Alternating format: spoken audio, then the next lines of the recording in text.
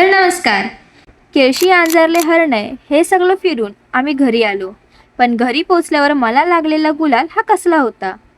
तर त्याचं कारण असं होतं की दुसऱ्या दिवशी ग्रहण असल्यामुळे पालखी संध्याकाळीच गावात परतली आणि गावकऱ्यांनी ठरवलं की ग्रहण लागायच्या आधी देवाला प्रत्येकाच्या घरी न्यायचं.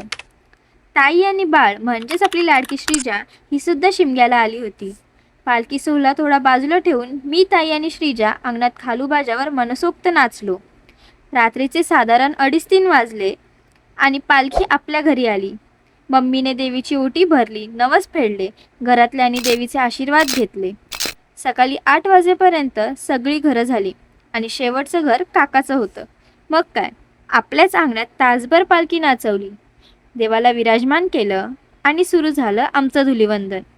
खरं तर आमचाच विचार खेळायचा होता, पण बघता बघता गुलाल, राखाडी, फुलं यांनी संपूर्ण गावातली पलटणच रंगली. संध्याकाळी देवीला चढवलेल्या नारळांची प्रसाद म्हणून आम्हाला मिळाली आणि मग आम्ही पुन्हा निघालो मुंबईच्या दिशेने, पुढच्या शिमग्याची ओढ घेऊन.